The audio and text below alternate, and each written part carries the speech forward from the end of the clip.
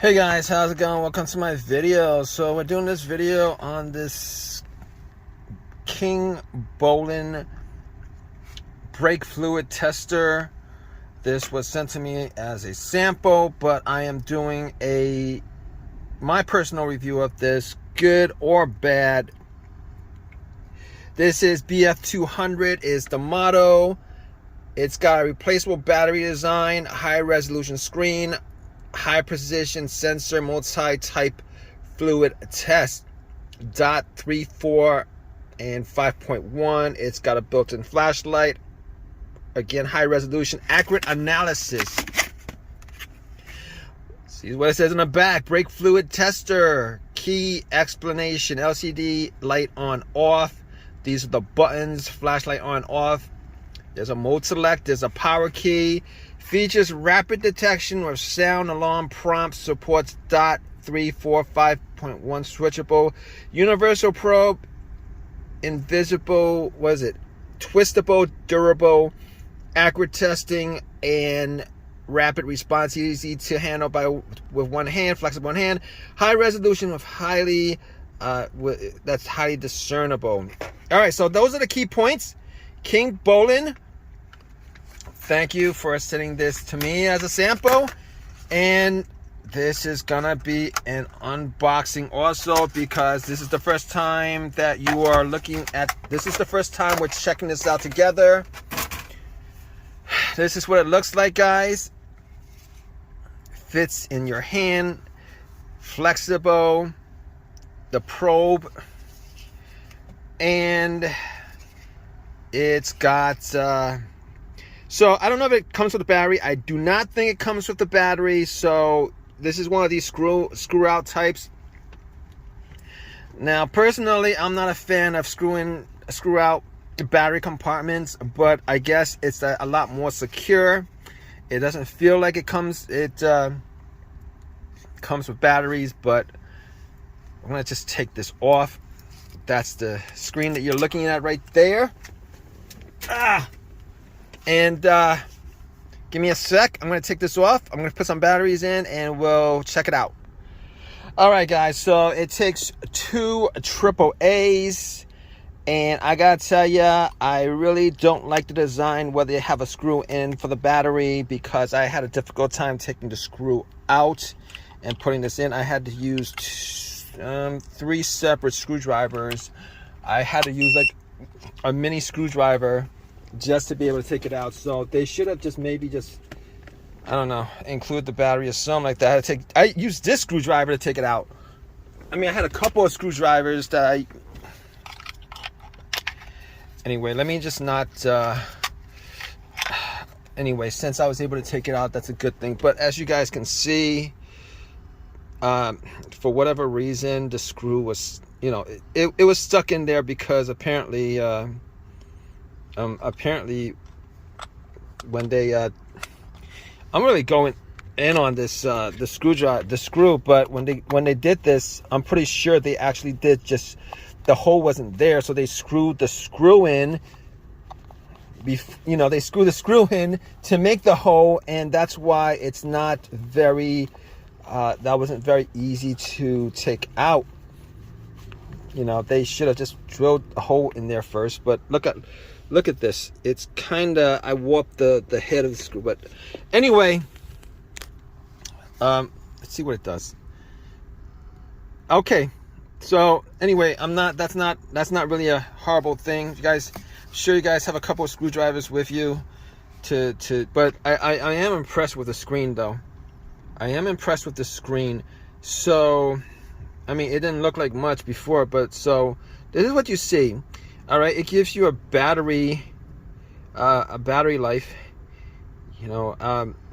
DOT3, 4 to 3% to the, so it turns on automatically, and when you put the battery in, and then you press that to turn on. S, what does S stand for? All right, so S if you need the light or not to save on the battery. This right here is what? Oh, it's a mini flashlight. usable if you guys are using this in like a small space or whatever. And I think this is the first time I'm using these guys. So the menu lets you so it's a pretty simple layout as far as the information as far as like selections and stuff like that. So DOT3 DOT4 DOT5.1 and on off button, a little flashlight, and S is for if you want it illuminated or not illuminate. You can't really, I can't really see that much, but it's overcast today. Anyway, first time I'm using this, I suppose you just dip it in and it'll give you one of these three. It'll give you one of these three. It's either okay. I'm guessing it's going to illuminate okay, or you need, it needs to be changed or something like that. But we'll see. I'm gonna drop this in and we'll see what the reading is. All right, guys. So all right. Okay. So I dipped it in, and what's the reading for this? Why does it say DOT5? It's DOT3. And it's DOT3. I dipped it in. Alright, so basically, alright, so you guys see this little bar on it. This little bar actually tells you whether it's I don't know what you call it, the viscosity or whatever, whether it's good or not. So apparently it's good because it's up to the OK bar. All right. If it needs issue, I think it goes to this bar, and I think within this range is okay. Well, good to know.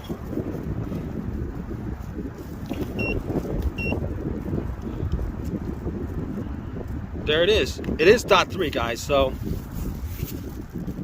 all right, guys. So there it is. That's the entire test for it. What? Very, very, very simple, guys. Not a difficult